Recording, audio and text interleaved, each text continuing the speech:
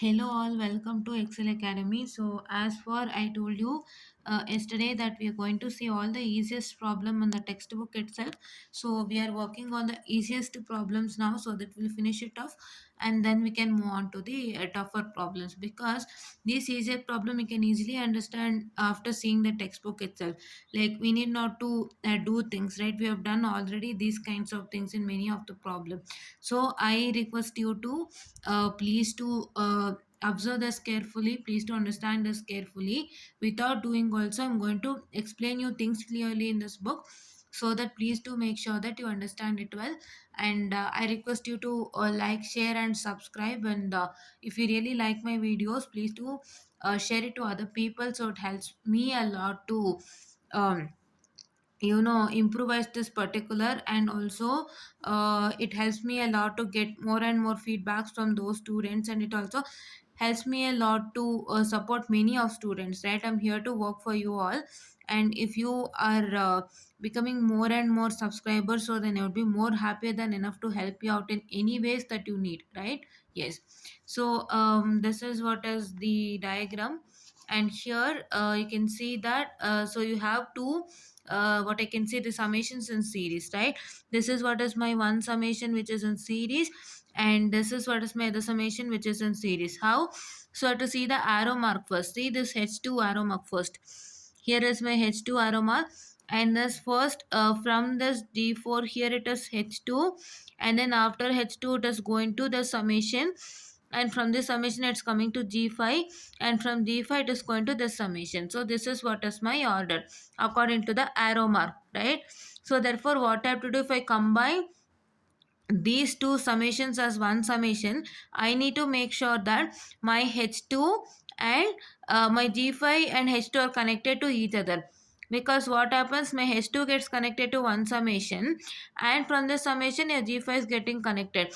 Somewhat G5 and H2 are connected to this summation, so I can make it as G5 and H2 are in series. So I already told you that if you are making two summations into one, whatever the things that you connect, whatever the things that is connected to this particular summation also gets connected to this particular summation. So just a minute, I'll showcase to you one example for that, which we did it recently. And mm,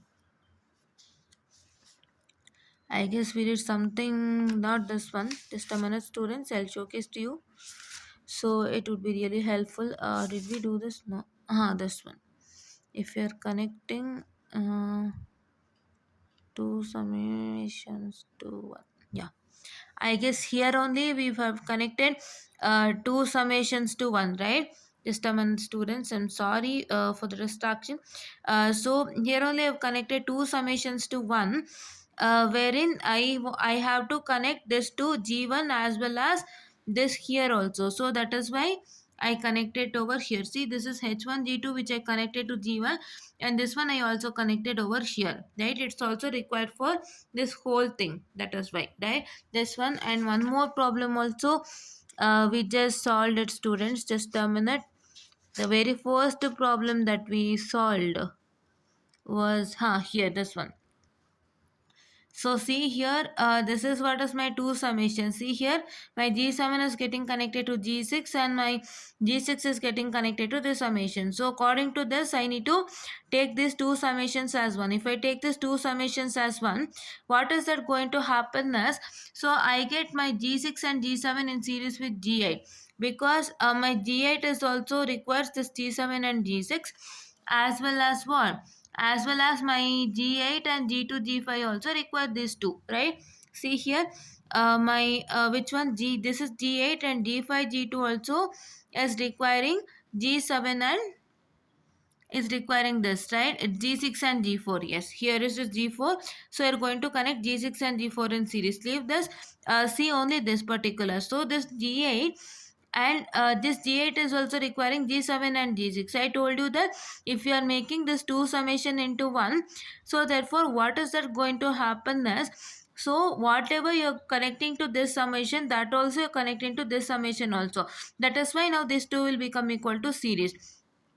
right? If the what I can say, if your diagram is like this, or if your this is like this, so what you can see that this g7 is connected to this summation, and this sum from the summation g6 is connected, and from g6 is connected to this summation. So therefore by this what I can say, you can structure, you can see that, so this g7 and g6 are in series. The same way in this problem also, you have what I can say, there is a H2 that is connected to this summation, and D5 which is connected to this summation, and then once again it is connected to this summation. So I can say that these two are in series, right? That is why I wrote what I can say, just a minute students, it's a completely a simplified diagram over here.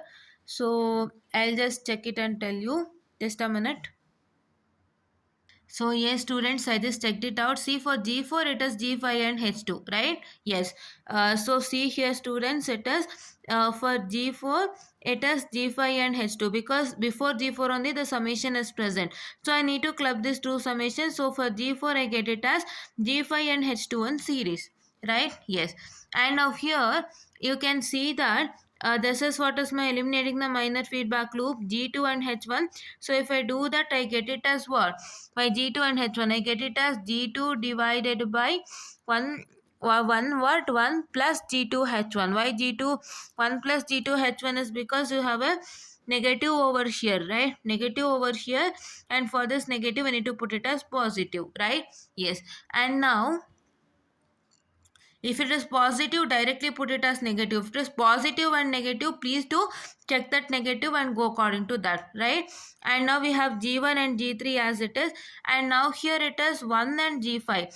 Why it is 1 and G5 is because for this summation, there is a unity feedback that is coming to this summation, right? This line is completely unity feedback. There is no block. So my block is always 1, and this is coming to this summation, and here it is G5. So therefore for this particular thing you have 1 and G5, right? Yes. Or you can directly write it as G5, students, right? Now I can see that these three are in series. So if I do these three in series, I get G1, G2, G3 divided by 1 plus G2H1 divided by G5. This is one why you got it right, because there was a unity feedback that is coming to the summation, that has been connected to this summation, and this unity feedback is always turning to 1.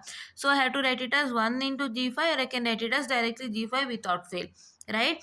Yes. And now coming on to this particular, so see here you have to take this in parallel first before take this in parallel first before what? Before doing the what I can say, eliminating the minor feedback loop. I take this in parallel. So I get it as G4, sorry, series, students, I'm really sorry for the distraction. It is series. I need to take this in series before getting back to eliminating the minor feedback loop. So I get it as this G5H2, and now I get it in eliminating minor feedback loop structure, wherein I get G4 divided by 1 minus G4 G5 H2, right? I'm so sorry, please do look it clearly. It is G4 divided by 1 minus G4 G5 H2, right? These two are in series, so I got it in series, and I eliminated the minor feedback loop. I got this resultant, and here also it is once again my parallel, because you can see that for this particular structure, what is it is shaded, you have a summation in the right side, right?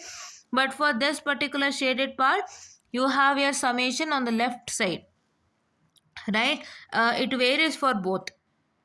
It varies for both. For this it is left side, for this it is right side.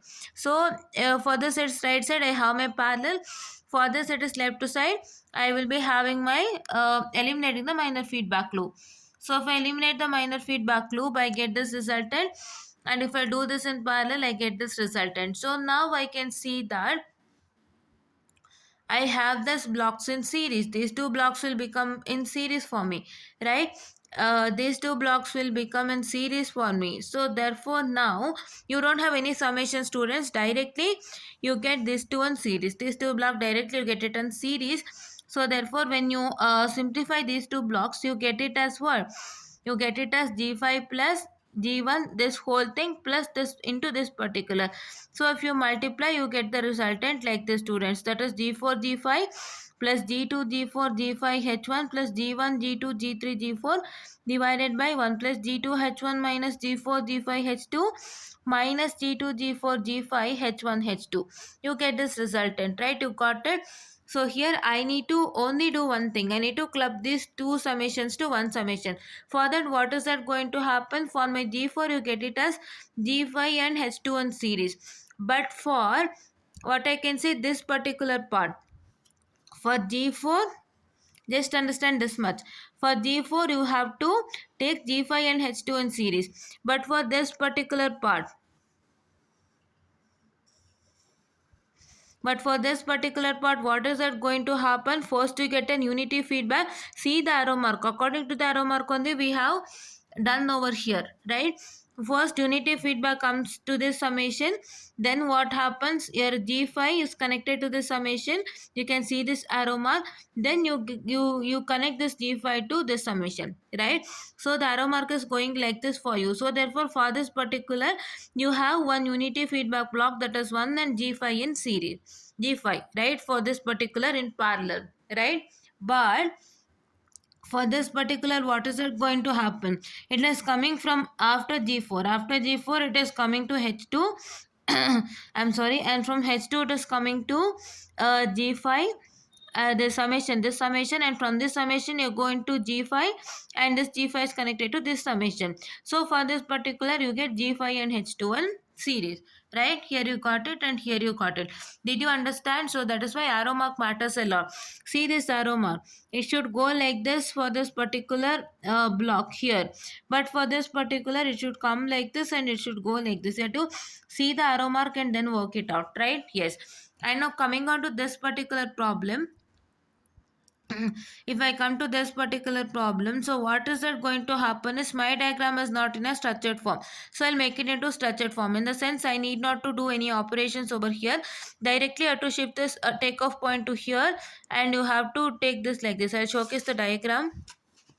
So see, your takeoff point is shifted to here, and this G2, you will take a unity feedback loop to this particular, and this is connected like this, right? Yes, see here, this is connected, but what you have to do, from G2 you have to take a unity feedback to this, and this H1 line will be same as it is. This takeoff point will come to here.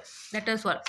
After you do this, so it is really simply what this is, what is my eliminating the minor feedback. I'm sorry, this is what is for my parallel, guys. Parallel, because you need to see the summation. Your summation matters. I told you that the summation should be in the right hand side for parallel, left hand side for what? It is eliminating the minor feedback loop. See, for eliminating the minor feedback loop, we have this particular in the left side. For this particular, you have it in the right side. That is why it matters. See, if you have G2 and G3 also, if a forward path also doesn't matter. But what happens is, if you get a summation point in the what I can say, my left hand side, then it becomes eliminating the minor feedback loop only. It is depending upon the summation, whether you get feedback loop or forward path, I don't mind. But what happens is, if you get it your summation according to the direction of the summation, you are going to work it out. If you get the summation on the right side, it is parallel only, students. If you get the summation on the left hand side, it is obviously told that it is eliminating the minor feedback loop without fail, whether it is forward or feedback path that you have in that particular, right? For that, I'll showcase you the example. See, we separated this unity feedback, right? We separated this unity feedback, and this is G2. You have a G2 and unity feedback. Do you have any, what I can say, just a minute, students? Do you have any feedback path? No, you don't have any feedback path in this particular. There is no feedback path. No feedback path in the sense, like H is not present, but you have a unity feedback over here. That is one, right? Feedback path in the sense, no feedback path in the sense, you don't have H1, H2 and H3. But you have a unity feedback path is present. This feedback path is absent. Unity feedback path is present. And you have a, what I can say, the summation on the left hand side. So I can say that this is eliminating the minor feedback loop. That is why you need to know the structure. According to the structure only, you can identify things easily, right? That is what is my agenda. So I tell you to learn the structure, right? Now if you simplify this in parallel and this in eliminating the minor feedback loop, I get my resultant as this is 1 plus G3, students, right? Just a minute. This is 1 plus G3 Yeah, this is 1 plus g3, and once again this is what I can say, my you have to go in order, students, better go in order. So I always say that if there is g1, g2, g3, g4, go in that order only without fail. Like don't go to right. If it is g3 and g4 connected in parallel, first write g3 and g4, don't write g4 plus g3, right? Yes. So that is what I'm going to tell you, and this is 1 plus g3 for here, and for here it is what, it is g2 divided by 1 plus g2, right? You don't have any what I can say, the feedback, that is its unity feedback, so g2 into 1 itself.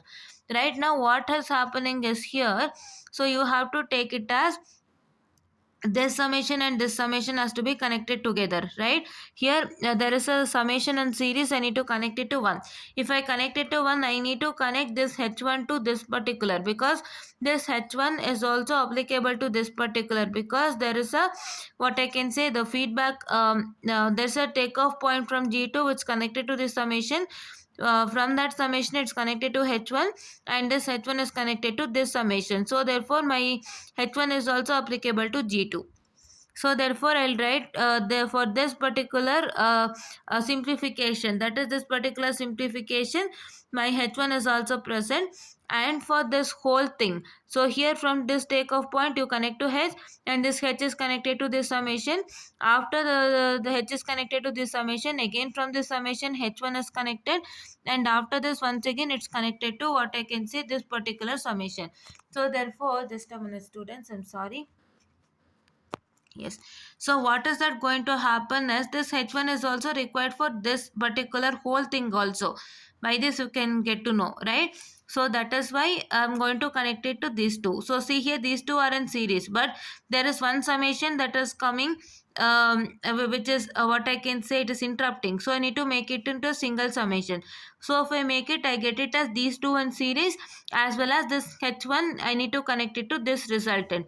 So I've connected h1 to this resultant as well as this two in series. So now I'll simplify this as eliminating the minor feedback loop. I get this resultant, that is g2 divided by 1 plus g2 minus g2 h1, and here it is 1 plus g3. I get to know that these two are in series. So if I do these two in series, so therefore what is that going to happen as, so you are going to take g2 into 1 plus g3 divided by this 1 plus g2 minus g2 h1. So now I take this in series, I get it as h into h1, and now it is according to the order, students, it is h1 and h over here, but you have to take first h then h1, it's according to the order that you have to go, I always tell you, right? Yes. And now so see here it becomes minor loop, and minor loop simplification is this, I'm showcasing to you clearly, please to see.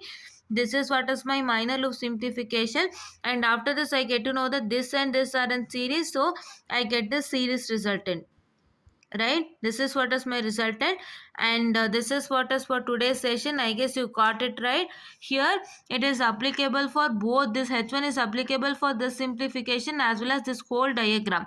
For this whole diagram, how, in the sense, there's a takeoff point connected to h, from h it is connected to summation, from the summation it's connected to h1, once again this h1 is connected to this summation, and from this d2 there's a takeoff point which is connected to this summation, and after that it's connected to h1 and it's connected to this summation. So it is indirectly connected, and you're going to simplify by making this two summation as one and directly connect this h1 to this simplification as well as this whole thing, so that I get it h1 over here and this h1 and h over here, right? I guess you understood things well, and this is what is for today's session, and these problems are quite easier, and there are some other difficult problems that you can see here like this. So these problems you are going to do in the next classes, and this is what is for today's session, and thank you.